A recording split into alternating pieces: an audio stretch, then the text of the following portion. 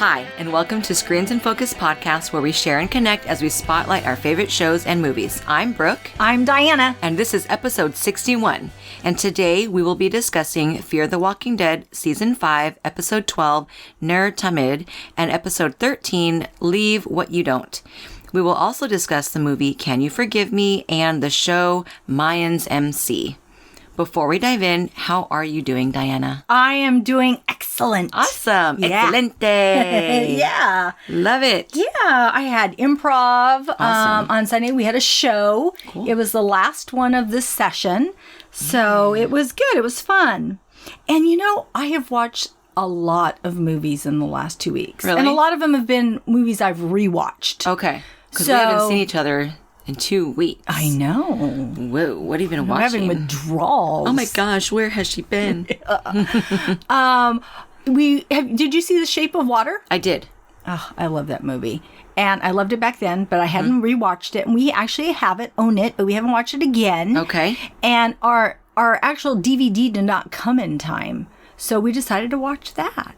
I think that was the reason. Anyways, we loved it all over again. Okay. Yeah. I need to rewatch it because Yeah, exactly. I thought it was good, but I wasn't loving it. Yeah. I love the relationship between the neighbors, her and him. Oh, yeah. I love that relationship that they have. Actor is, I love him.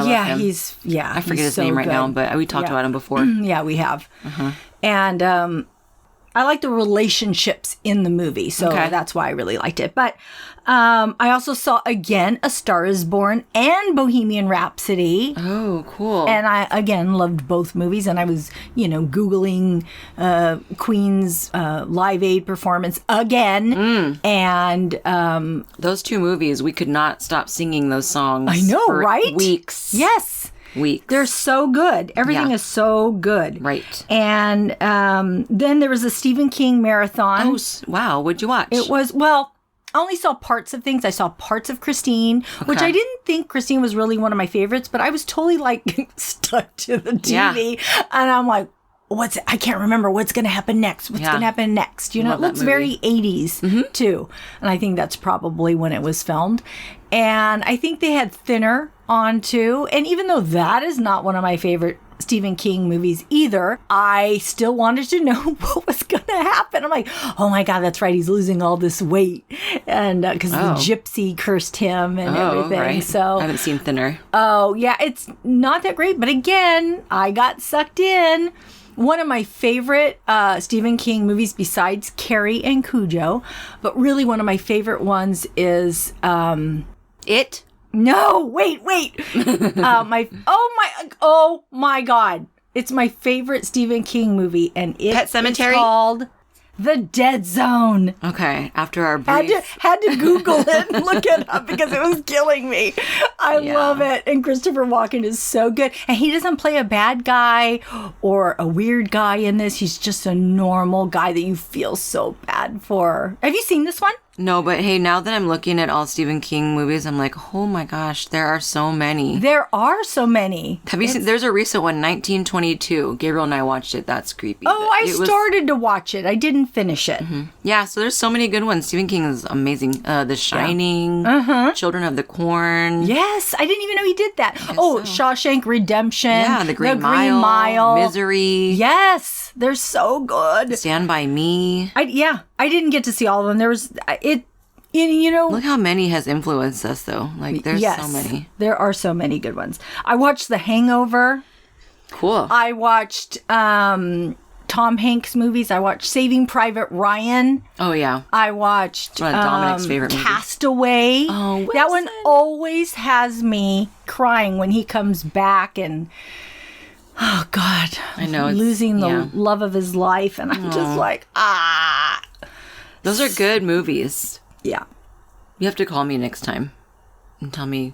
What when they are or when they... Yeah, when you're marathoning these awesome movies. I'm like, this is...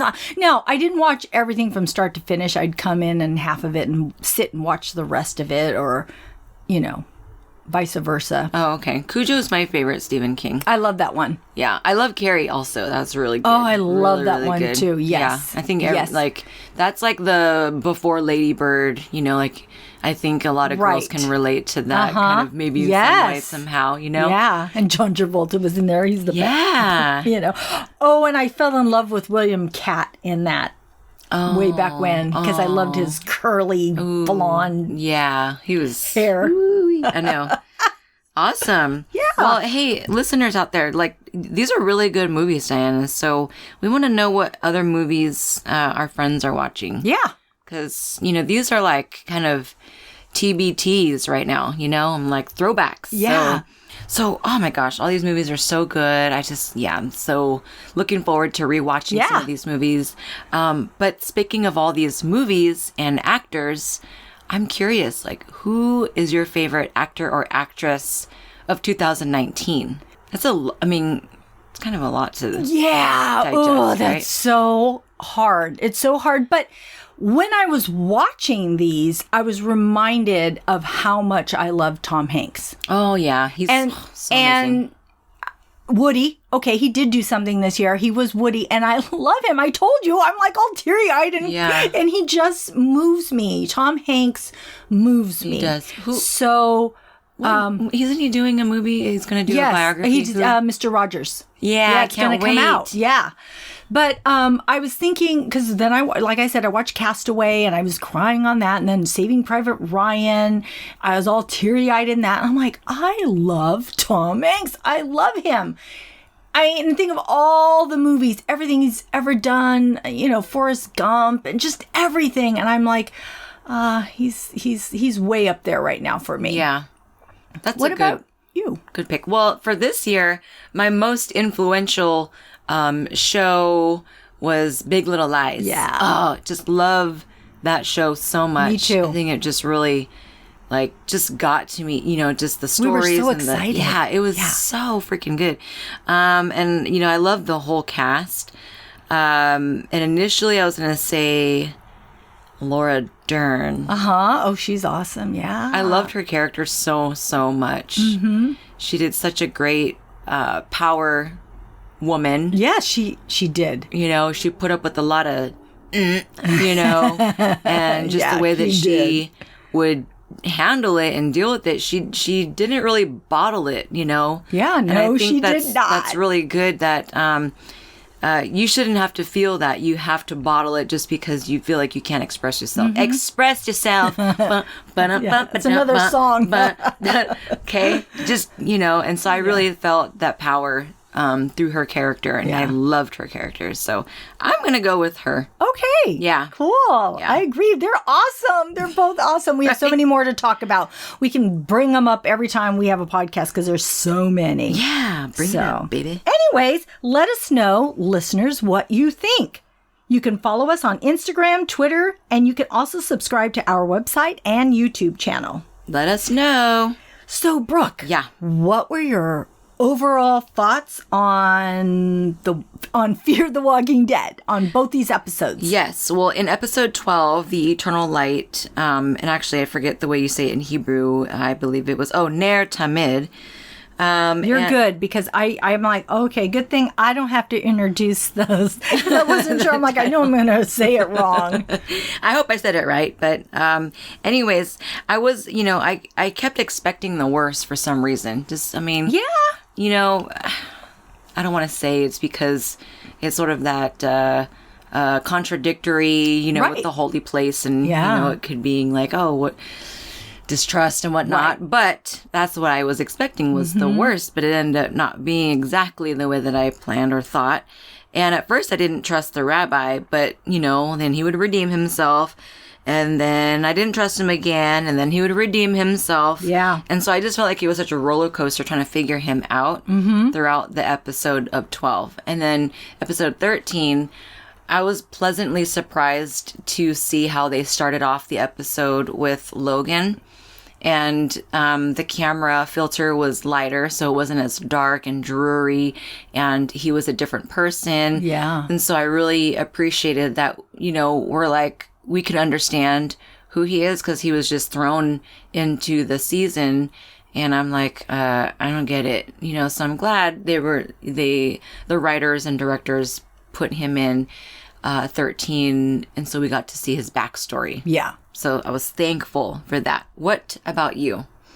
So in episode 12, I liked the introduction of Rabbi Jacob Kessner, and that we get to see John and June again. Yay. Along with seeing how Charlie is coping with this constant moving. Mm-hmm. And then in episode 13, we got to see Logan's backstory, and I was really glad that Sarah found some peace in this episode. And but I am glad we're done with Logan. I'm sorry to say, because I was like, that storyline was just not working for me. And that we finally have some real villains. And I'm interested to see where this leads. And finally, we get to see where Wendell has been. Yes. So where is Wendell? Right. Working hard. Yeah.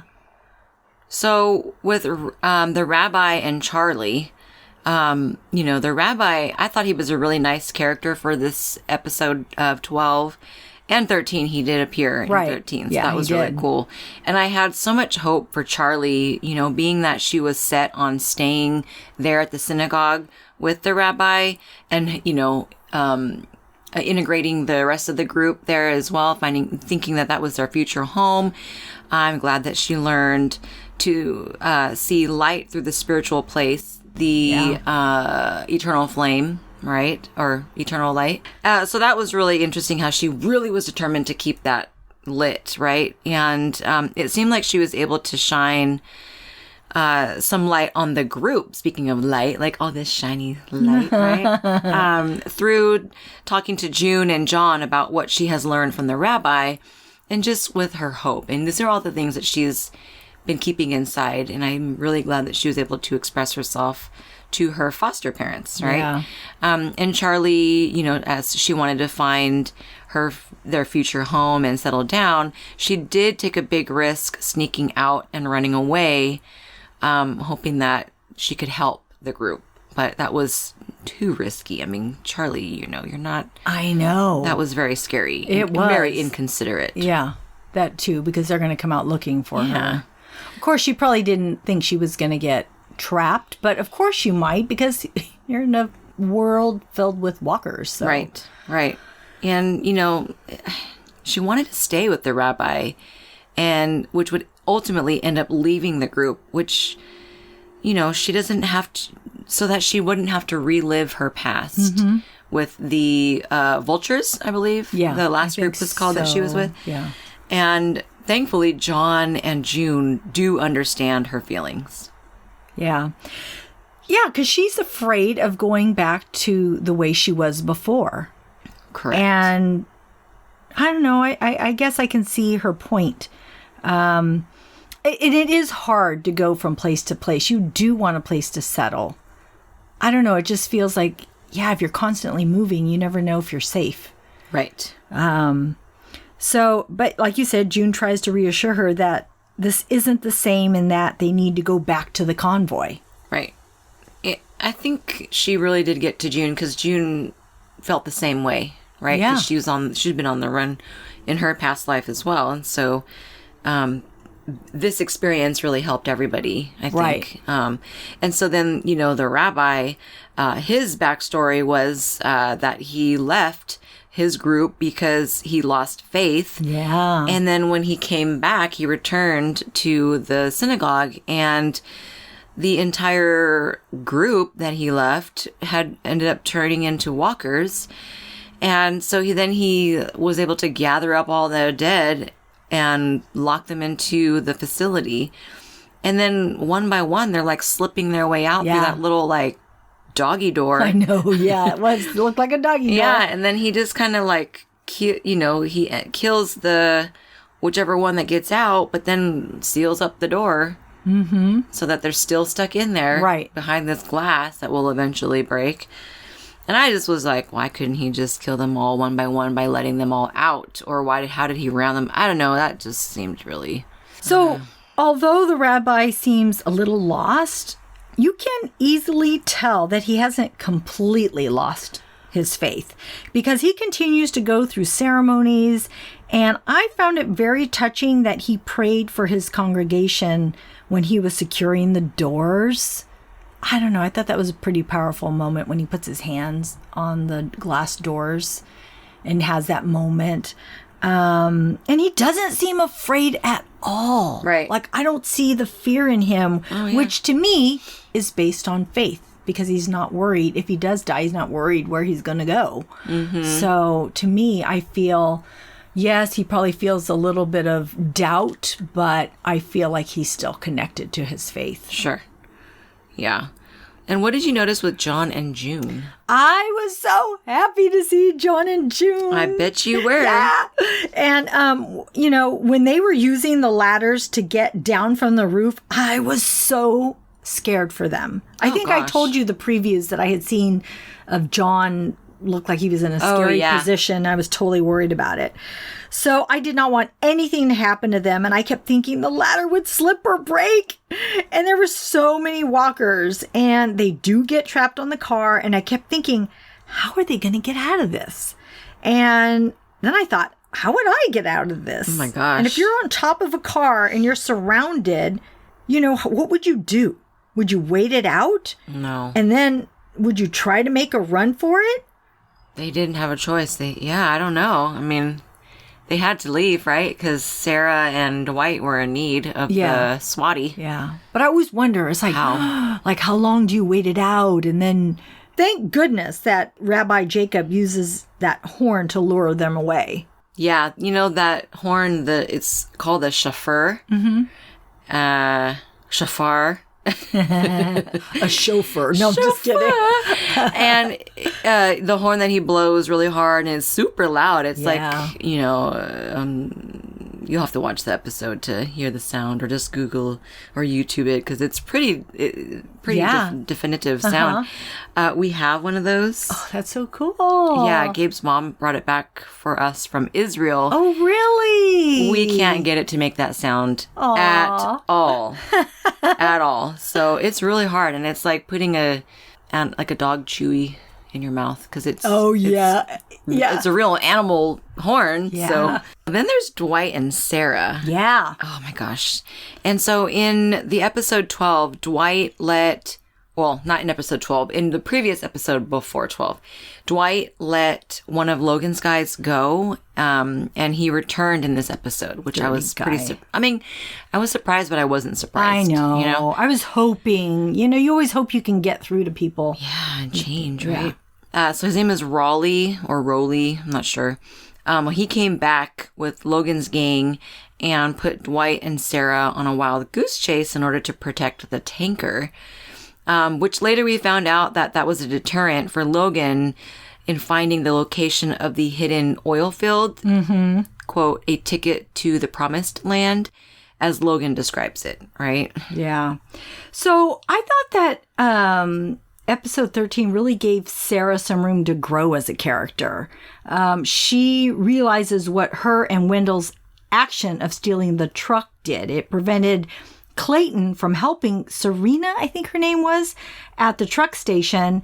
And Logan couldn't get there in time either. So this woman, Serena, was eaten by walkers. So, and that kind of weighs, especially on Sarah, who does have guilt and remorse and everything else. So she's feeling great. So I did this and, this woman died because of it. So I feel like she has to, she feels she has to redeem herself. So there's at one point when the fire has gotten out of control and the walkers are all over the place and Logan doesn't want to stop working on the oil and everybody gets into the truck and she goes back. Yeah. She goes back to help him.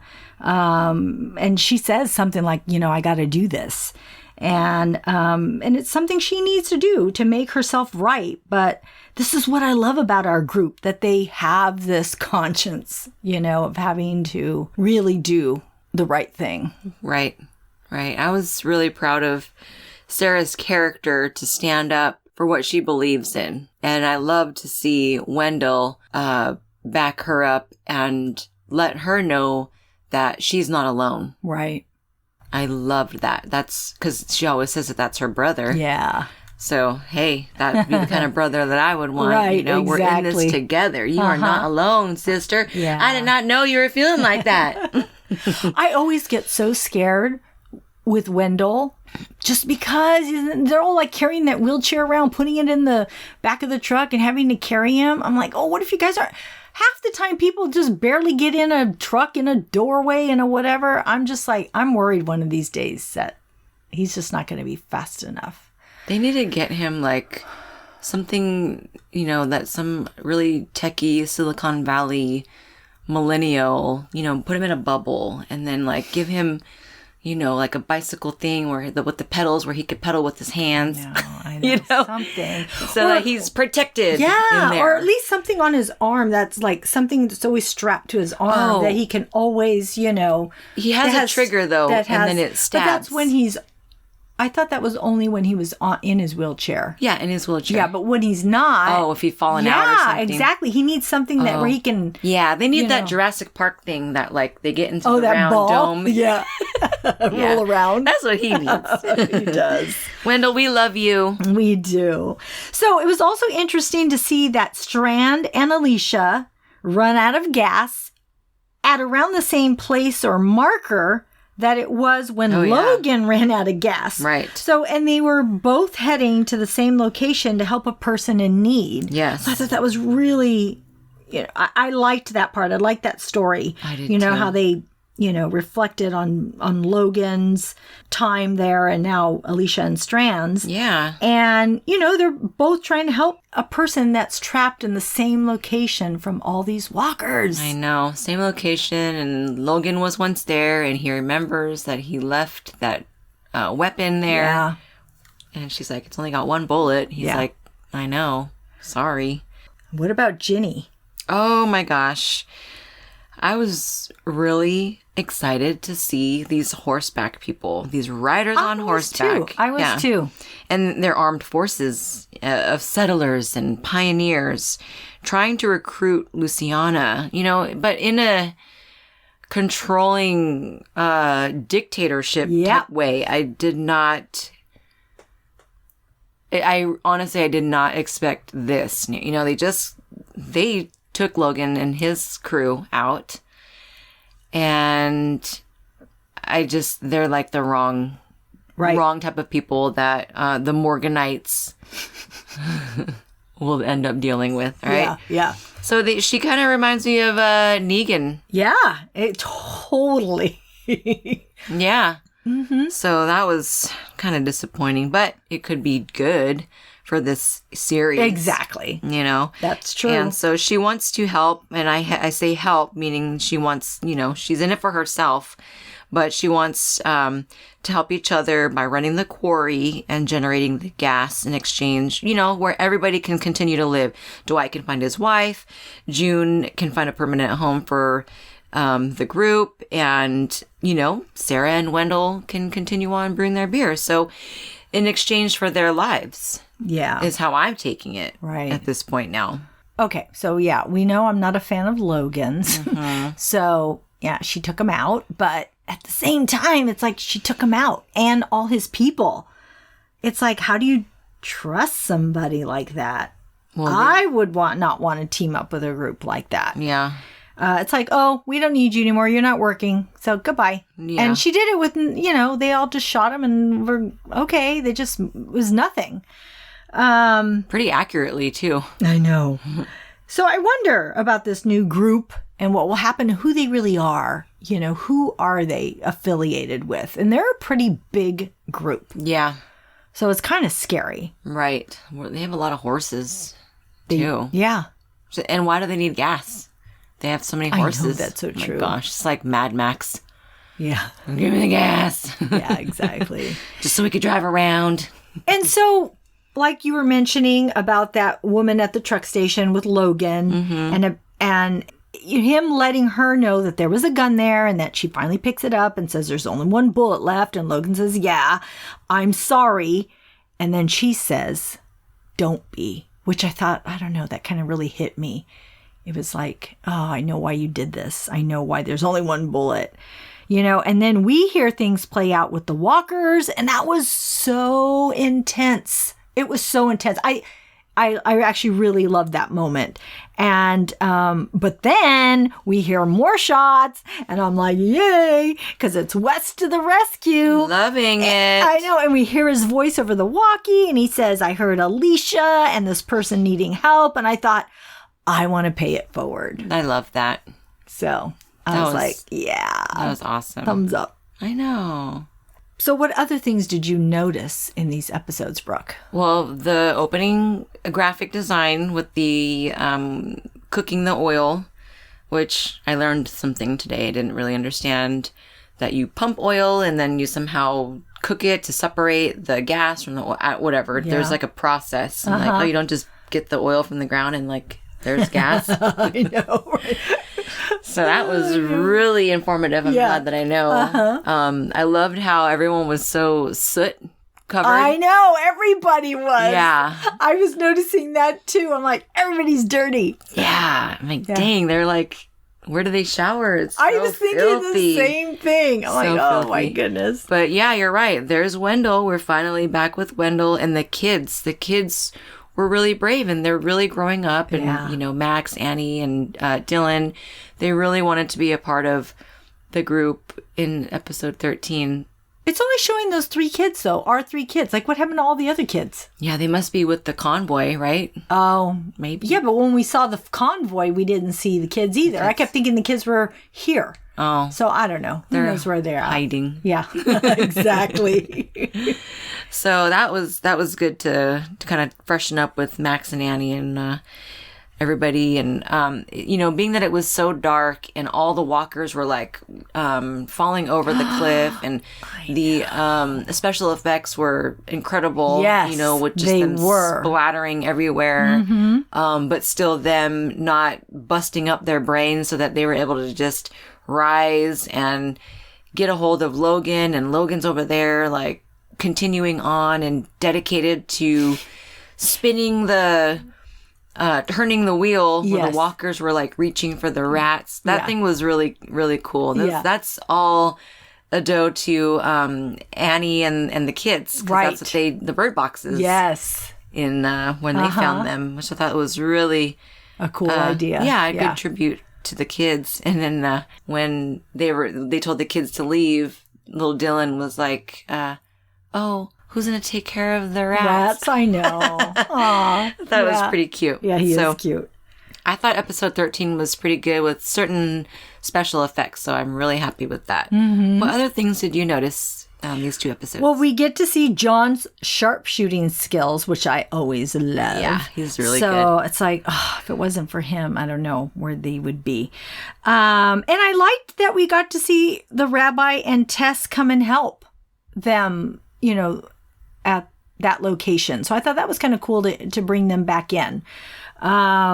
And then I saw flirting between Wes and Alicia. Oh. Because he tells her he loves the tree painting skills. Aww. I'm like, this is going somewhere here. And I, too, love that the villains are on horseback. I just love the whole Western feel, the horses and the guns and the clothes and the gas and the oil and all the machinery. It just shows you how valuable that all is, right? If you don't have technology and you don't have, you know, the stuff that we have currently, I mean, look, you have to go back to doing so many things manually. Mm-hmm. And I just think that that's a very cool thing to see. Yes. And, you know, I really appreciate that everyone wants to help. But I'm hoping that some of them will regain a little bit of a backbone because I'm just, you know, they all want to help. I mean, they all want to just, we're helping people. We're helping people. Yes, I want you to help people. I do. But at the same time, it's like Dwight, Daniel, and Strand, they've all done these 180s almost. Don't lose that edge that you have because it is really important and we need that thinking still. We need you at least to think that way. Maybe not act on it. You know, we don't want you going around killing people that, you know, are good people. But I mean, look at Daniel. It's like, I need you, Daniel. I know. I need you. Yeah. So. Well, yeah, because with Daniel, Dominic and I are on season 2 of Fear the Walking Dead. So Daniel's a totally different person. Right. You know, in season 2 than he is in season 5. So it's pretty yeah, he's come a long way. But yeah, we don't want them to forget what the world... Exactly. That's really what it is. It's like, don't lose all of it. Yes, be a good person. Yes, be with this group, but just keep that edge on you. Just keep it, And those are the people, Dwight, Daniel, and Strand, because those were I just feel like you can't just lose your whole personality, It's still got to be there. So yeah. Why can't they go back to where Daniel's from with all those supplies that he had? I know. I guess because the quarry is here, so they want the gas so bad. I don't know. Yeah.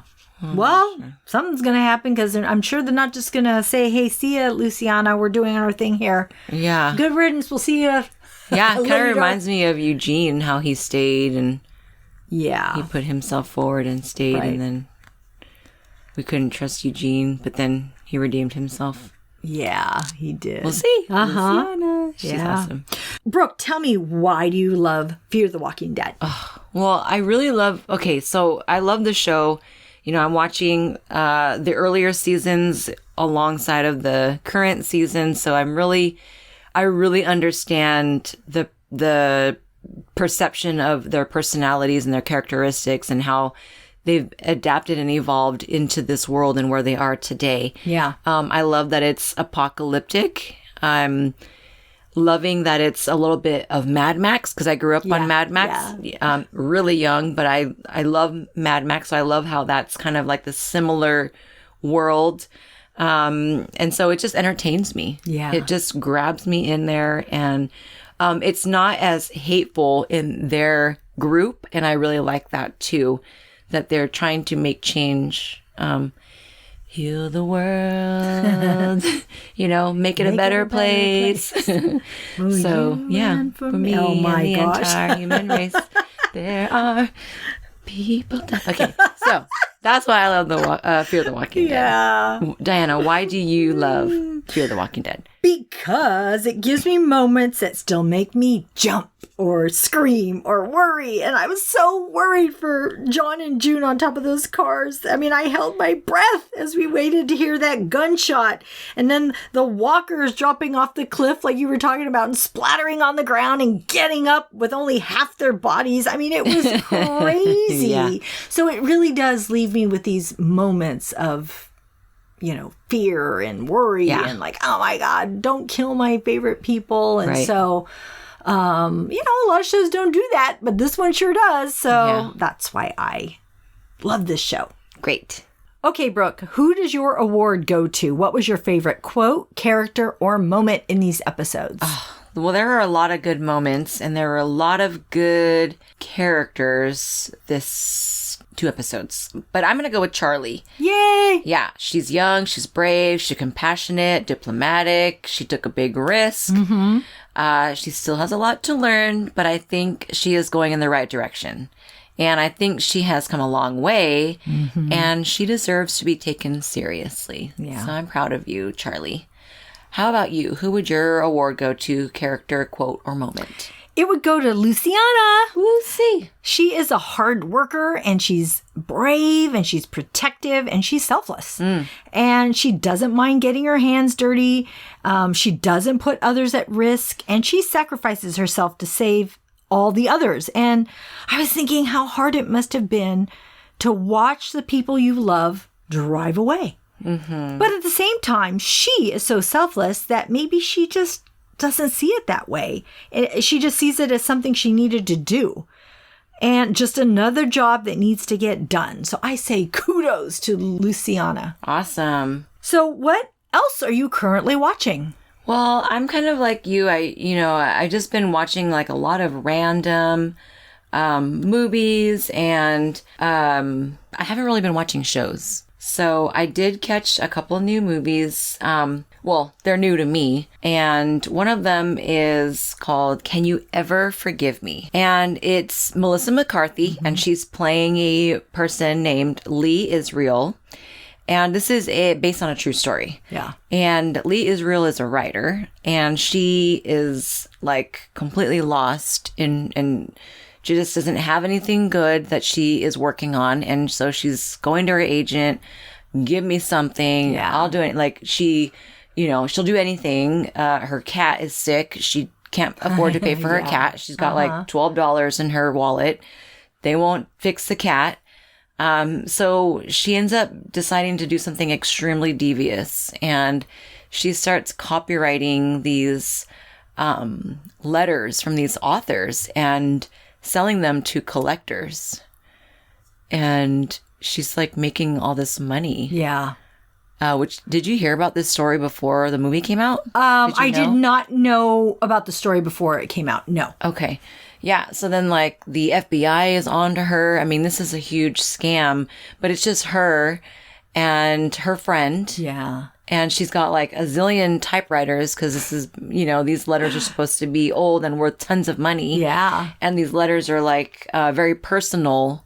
So they're worth so much. I mean, thousands of dollars for one letter to somebody's uncle or nephew, or it right. like a personal letter. So it's just amazing what this person ended up doing just to survive. I know. It's not like she's like rolling in dough like some drug lord out there with a mansion and, security. She's just making her ends meet.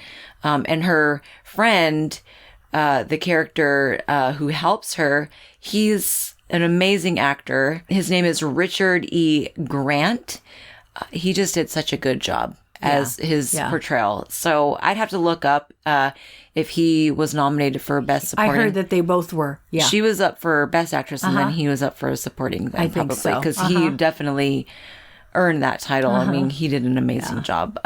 Melissa McCarthy's husband, he cameoed in the... Yeah, he always cameos in her movies. Yeah, he did good. And then Jane Curtin, she played the agent. Oh, that's right. She was also really good, too. I remember her from Coneheads. I love that. Yes. Yeah. So it was a really good movie. I recommend it. What is it? I just forgot about that. I love that. I love the Coneheads. Yeah. They're so funny. Yeah.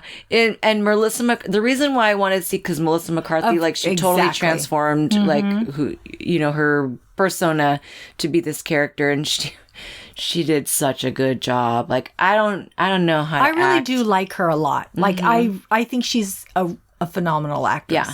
I totally love her because she does a lot of comedy. Yeah. And, I just think of Bridesmaids and Identity Theft. And this was completely like across the spectrum, like totally, totally different. Like she owned this movie. It was amazing. Yeah. Amazing. The other movie that I watched was called Thoroughbreds. And this movie was really good. It's about two childhood friends and they're in high school. One friend seems really disturbed, awkward, like has no emotion at all. Wow. Yeah. Okay. And she has a case on her for animal cruelty. They explain why she has that charge. Her friend they're like wealthy in Connecticut. So then her friend is like extremely wealthy, upper class. And, they were friends when they were younger, but then they came together in high school and then they ended up conspiring a murder.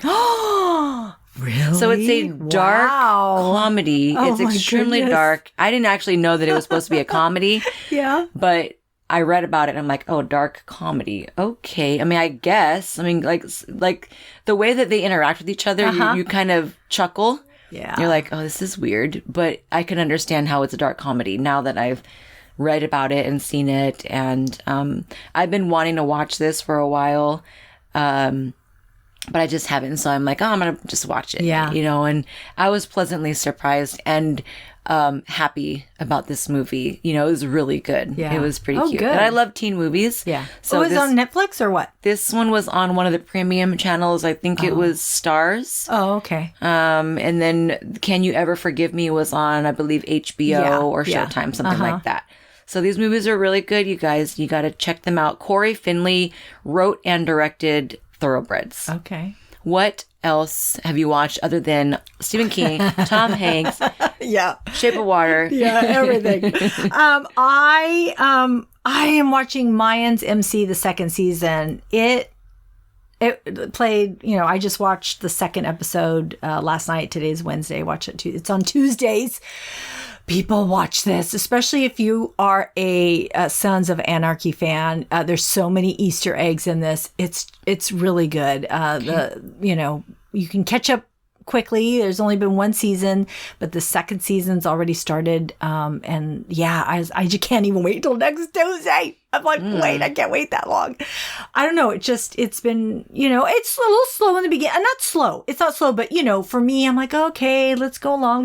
But you have to, right? You have to have these characters develop. You have to see where everybody's at in their life and what things mean to them. And so, I just really recommend it. And I was telling Brooke before we started recording that this show is like the third most watched show, below Game of Thrones and The Walking Dead, and this is third. So that's how popular it is. So people are really watching it. So all right, I think people should tune in.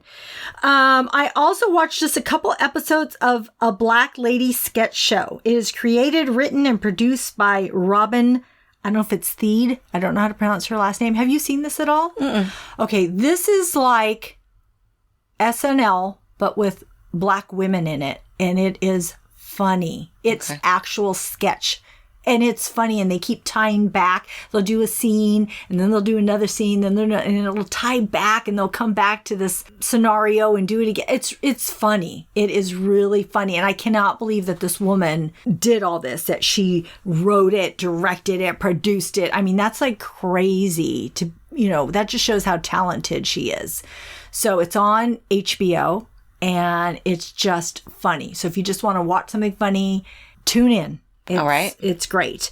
For movies, I also watched Woodstock, the Netflix PBS documentary, shown only through archive footage, narrated by organizers and attendees.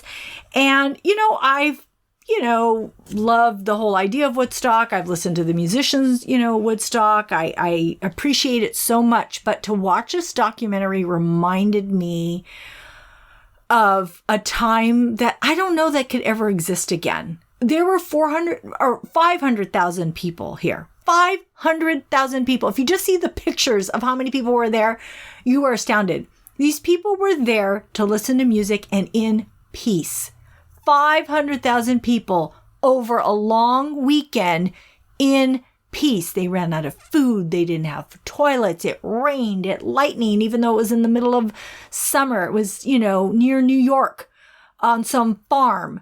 They tried to book a place. They couldn't get permits. People didn't want hippies in their town because, hippies were like not a good thing at this, in this era. And so here you get all these people coming to listen to music. And even though there was gridlock getting there, artists couldn't even get to the venue because it was so much traffic. But the thing that's so amazing was that everybody was there and there was peace. Peace. No fighting, no awful things happening. In peace. Can you imagine that? People ran out of food, and local people, families went and made food and brought it to them because they said, hey, these people are starving. We need to give them food. Aww. And so I'm thinking this could never happen. People nowadays would be suing this person because there wasn't enough toilets and that we ran out of food and that we have to wait this long. And I was just amazed. And so much good music came out of this. The very first act that played, I believe his name is Richie Havens. He wrote Freedom. You can look this up, or not wrote it. He played it on the spot. It was a song, an impromptu song, because he was supposed to go on way later, but none of the artists were there. They pushed him to go first because he was the only one there. So he had to ad-lib this song. Nice. And you can YouTube this song right now. It was amazing. So was it, because I had seen the advertisements for the show because I watched PBS every day. Was it their anniversary for Woodstock? Yes. How many years has it been? I think it's... what year was I think it was in the Woodstock? 60s. So it must have been 69. 60 years then? Yeah. 50 years? 50 years. 50 yeah. Okay. 50 years. That's what I was trying to do. Yeah. Okay. And then, of course, the highlight of the a lot of people said it's a highlight, and I would think it's the highlight, is Jimi Hendrix playing the Star Spangled Banner. I mean, I watch that, and I love his jacket. I want his jacket so bad. And just him playing it. And he was played on Sunday morning or Monday morning. He wasn't supposed to play in the morning. He was supposed to play at night, the night before. And it's just crazy.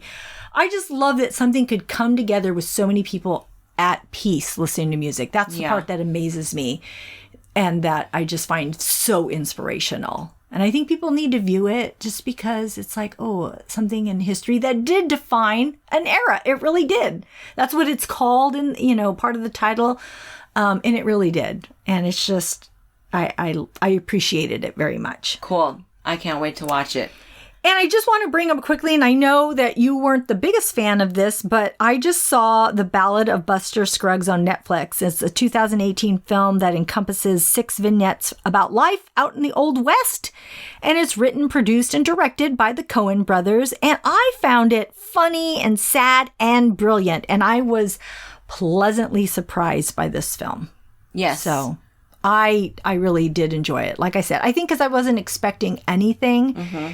And I just thought the acting was so well done. Everything was so unexpected. A lot of good actors. Because people just died. Yeah. I mean, that's what happened in the Old West. People just got killed and they died. And that's what happens in a lot of these. So I think that's surprising, because you always think things are going to have a happy ending. And most of them don't. So I really appreciated that. Yes. Well, cool. So... good recommendations. Thank you, Diana. Thank you for yours. And that's our show. Thanks for tuning in. We are grateful you tuned in. And we hope that something we said today resonated with you, gave you a chuckle, some happiness, some positivity, or inspiration. Please, please, please subscribe to our podcast and tell a friend. We honestly would love more members of our TV club. And we really would like it if you would rate and review the podcast on iTunes and Stitcher. We need your feedback. We will also be uploading a new episode Tuesday, October 1st. The next show will be on Fear the Walking Dead, Season 5, Episode 14 and 15. You can find our website listed in our show notes. We'll see you next time. Bye.